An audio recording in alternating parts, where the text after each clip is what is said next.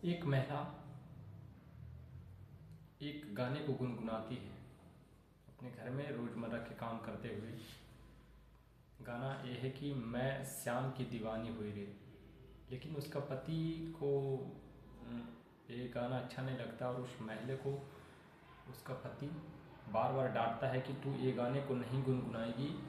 मैंने तुम्हें पहले भी मना किया हूँ, आज भी करता हूँ कि ये गाने को मेरे सामने तो नहीं गाएगी, नहीं तो मैं तुम्हें जान से मार दूंगा। इसी तरीके से वो व्यक्ति अपने वाइफ को मना करता रहता था। लेकिन वो महिला जब वो उस गाने को कहीं सुनती या फिर उसे अच्छा लगता तो अपने फ़ोन में सुनती तो उसे गुनगुनाती। लेकिन एक दिन हद हो गया कि उस व्यक्ति ने उस महिला को मना किया, फिर भी वो महिला एक दो बार उस गाने को गुनगुना देती है। तभी वो व्यक्ति अपने पर्सनल रिवॉल्वर उठाता है और अपने वाइफ को मार देता है और साथ ही अपने 3 बच्चों की भी हत्या कर देता है वहीं पे। तो ये कहानी बहुत ही दर्दनाक कहानी है। तो आज की कहानी में जानने की कोशिश करेंगे कि इस सनकी आदमी ऐसा क्यों किया। एक छोटी सी बात गाना को गुनगुनाने पे हम इंसान जब भी कोई गाना सुनते हैं हमें अच्छा लगता है तो उसे हम अपने होठों से उच्चारण करते हैं यानी गुनगुनाते हैं। फिर वो धीरे धीरे आधे जब दिमाग में धुंधला हो जाता है तब फिर वो खुद ही छूट जाता है। तभी कहानी क्या है, कहानी में समझने की कोशिश करेंगे कि इस व्यक्ति ने ऐसा क्यों किया। तो ये कहानी है यूपी के सहारनपुर एक ज़िला है, वहीं की एक थाना लगता है गंगो थाना। गंगो थाना का एक गांव लगता है सांगा ठेड़ा, वहीं की ये कहानी है। यहाँ के एक व्यक्ति, यहाँ एक हंसता खेलता परिवार रहता था, परिवार भरा पूरा था। परिवार के जो मुखिया था योगेश रोहिला, जो कि भाजपा लीडर था। जिला कार्यकारिणी में वो अध्यक्ष के रूप में वर्तमान में उस पोस्ट पे था वो। लेकिन एक दिन 7-8 बजे का टाइम होता है, इसकी वाइफ नहा धोकर पूजा कर रही थी, यानी कि पूजा। तो फिर वो उस गाने को गुनगुनाती रहती है कि मैं तो श्याम की दीवानी हुई रे। इस तरीके से वो गाना गुनगुनाती है। लेकिन वो उसके पति घर में होता है उस दिन और वो वाइफ को ज़ोरों से डांटता है कि तू ये गाने को मेरे सामने नहीं गुनगुनाएगी, नहीं तो तुम्हें जान से मार दूंगा। ऐसे एक दो बार कहता है, लेकिन महिला उसे हल्के में लेती है। और उसके बाद वो व्यक्ति उस दिन काम पे नहीं जाता, अपने ऑफिस नहीं जाता और वो घर पे रहता। लेकिन वो महिला इधर उधर काम कर रही थी और गुनगुना रही थी। तो वो व्यक्ति जो होता है उसके पति, वो कई बार ये गाने को सुनता है। कई बार सुनने के बाद जब ये व्यक्ति अपनी बच्चों के साथ छत वाले कमरे में थी तब वहाँ भी ये गाने गुनगुना रही थी। लेकिन वहाँ पे उसका पति भी होता और वो भड़क जाता है कि मैंने तुम्हें बोला है कि ये गाने नहीं गुनगुनाना है मेरे सामने। दरअसल ये व्यक्ति उस गाने से चिढ़ता था। वो महिला जब वो कहती थी कि मैं तो श्याम की दीवानी हुई रे, तब ये व्यक्ति उस गाने से चिढ़ता था। उसे लगता था कि ये महिला, ये मेरी वाइफ हमें भड़काने की कोशिश करती है, क्योंकि इसे इस श्याम नाम के व्यक्ति से इसका कोई अफेयर है एक, और कहीं ना कहीं ये मुझे चिढ़ाती रहती है इस गाने से। और एक बात और से वो अपनी वाइफ, एक बात और था जिससे वो अपने वाइफ पे शक करता था। वो बात ये था कि उसका एक छोटा सा बेटा होता है देवांश, जिसका उम्र 5 साल। उसे उस लड़के को भी देखता था तो वो व्यक्ति अपनी वाइफ को डांटता था कि ये बच्चा मेरे सामने मत लाना, ये बच्चा मेरा नहीं है, इसका शक्ल मेरे से मिलता जुलता नहीं है, जो मैं इसका डीएनए टेस्ट एक बार ज़रूर करवाऊंगा और सारा सच सामने आ जाएगा, देख लेना तुम। इस तरीके से वो महिला को धमकी देते रहता है। तब महिला कहती है कि आप कैसे आदमी हैं, आप जहाँ भी देखते हैं बुराई ही देखते हैं। इस तरीके से दोनों में आर्गू होते रहता था। लेकिन एक दिन वो महिला अपने बच्चों के साथ छत वाले यानी कि सबसे ऊपर वाले फ्लोर के कमरे में होती है। तभी वहाँ पे पति जाता है और गाने गुनगुनाते हुए उस महिला को सुन लेता है। उसके बाद वहीं वो महिला को डांटने लगता है, पीटने लगता है। तभी दोनों में आर्गू हो जाता है और बच्चे इस आर्गू में अपने माँ के पद से बोल रहे थे, तीनों बच्चे। इसमें एक लड़की होती है जिसका नाम श्रद्धा होता है 11 साल, और बेटा होता है शिवांश जिसका उम्र 6 साल, और एक और बेटा होता है सबसे छोटा वाला जिसको लेकर भी वो महिला को परेशान करता था, जिसका नाम था देवांश, 5 साल का। तब वो महिला उस कमरे में होती है, तभी वो महिला को कहता है कि तुम्हें बोला उन्होंने ये गाना मेरे सामने मत गुनगुनाओ। इस तरीके से दोनों में बहस हो जाता है और फिर मार पीटी हो जाती है।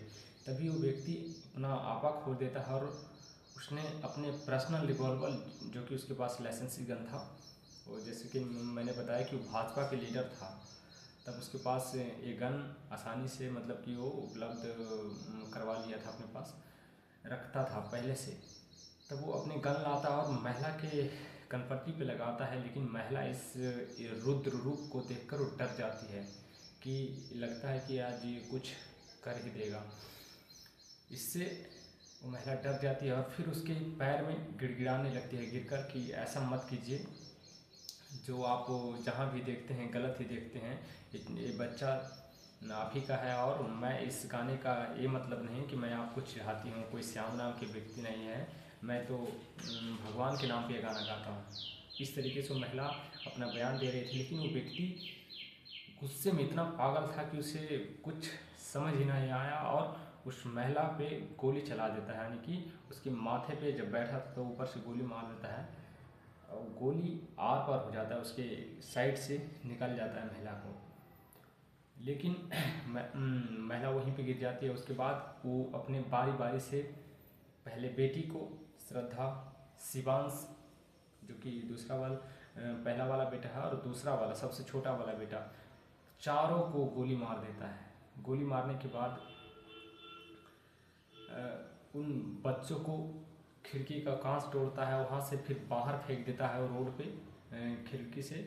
उसके बाद खुद पुलिस को फ़ोन करता है, उसके पास बड़े बड़े अधिकारी के नंबर थे, वो खुद ही फ़ोन करता है कि मैंने अपनी बीवी बच्चों को मार दिया हूँ और आप लोग आइए, नहीं तो मैं खुद को भी नुकसान पहुँचा लूँगा।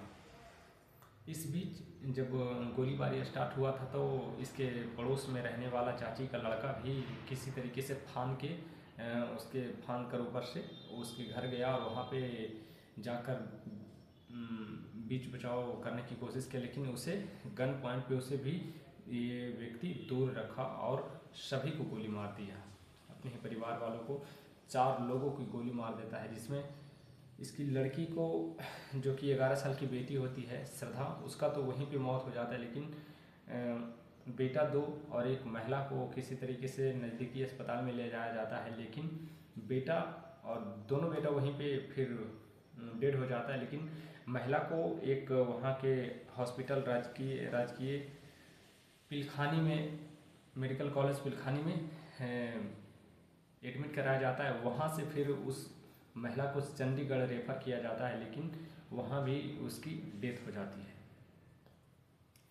इस तरीके से उस व्यक्ति ने अपने घर में 4 लोगों को मौत के घाट उतार दिया। उसके बाद वो व्यक्ति मौत के घाट उतारने के बाद वो किसी का नहीं सुन रहा था, मेन गेट का दरवाज़ा भी नहीं खुल रहा था और सिर्फ वो पुलिस को, अधिकारी को कॉल मिलाया और वहाँ से फिर पुलिस को खुद ही बुलाया। बुलाने के बाद पुलिस उसे मौके वारदात पे गिरफ्तार करता है, जिस पिस्टल से गोली चलाया गया था उसे लेकर आता है और फिर उसे थाने लाता है। थाने लाने के बाद वहाँ के जो एसपी हैं रोहित सिंह राजवाना, वो पूछते हैं कि मामला क्या है, आपने शिक्षित हैं, आप इतनी बड़ी कांड कर दिए, अपनी ही 3 बच्चों की और अपनी बीवी की हत्या कर दिए, पूरा मामला क्या है। उस व्यक्ति का चेहरे पर कोई शिकस्त नहीं था, यानी कि उसने अपने 3 बच्चों की और बीवी की हत्या कर दी, उसका उसे कोई अफसोस नहीं था। वो नॉर्मल अंदाज में थाना गया, वहाँ बोला कि सब गलत हो गया, इतना ही वो अफसोस के नाम पर बोला। फिर पुलिस वाले उससे पूछे कि तुमने ऐसा क्यों किया, तब उसने बताया कि दरअसल मेरी बीवी मुझे धोखा दे रही थी, वो किसी और व्यक्ति से उसका संबंध था, श्याम नाम के एक लड़के से संबंध था और वो मुझे चिढ़ाते रहती थी कि मैं तो श्याम की दीवानी हुई रे, इस तरीके से वो गाना को गाते रहती थी, जिससे मुझे चिढ़ होता था।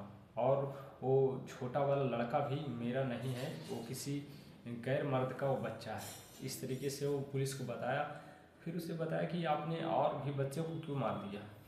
तब उसने बताया कि वो सब बच्चों को मैंने इसलिए मार दिया कि जब जब भी हम दोनों में डिबेट होता था, यानी कि लड़ाई झगड़े होता था, तो सभी बच्चे माँ के पक्ष से हमें बोलने लगते थे कि पापा आप गलत है और माँ सही है। इस तरीके से मतलब कि पापा को दोषी ठहराते थे बच्चों।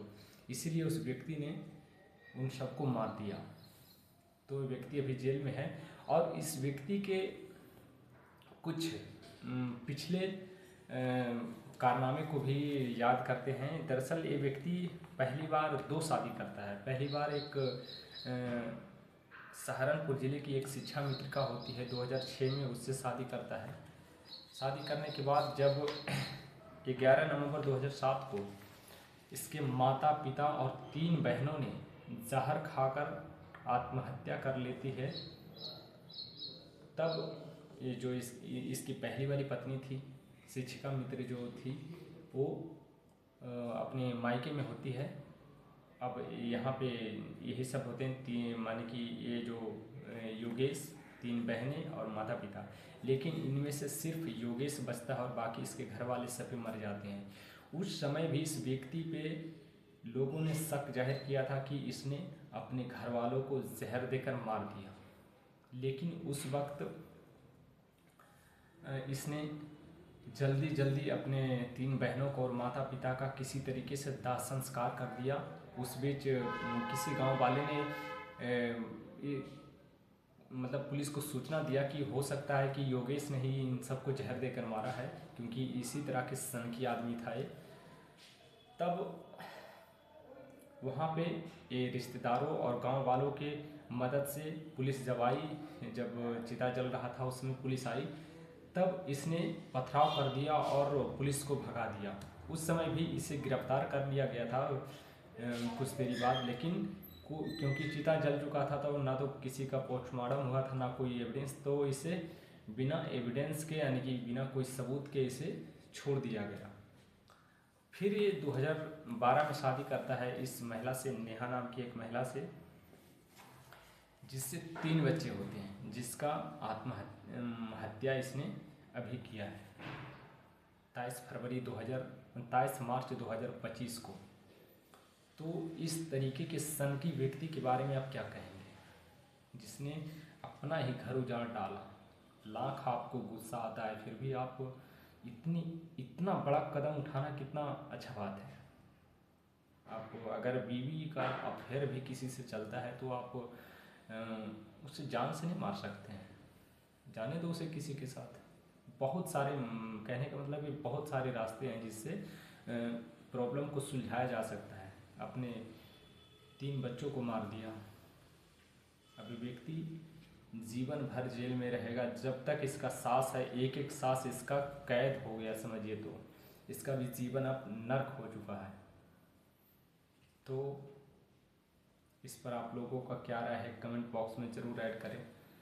और इस तरीके की कहानी सुनाना किसी व्यक्ति विशेष को ठेस पहुंचाना नहीं, बस समाज में जो बीतता है मैं आपके समझ लाता हूं, ताकि आप जागरूक हो सकें, हम जागरूक हो सकें। क्राइम की कहानी सुनते रहिए मेरे साथ। जय हिंद।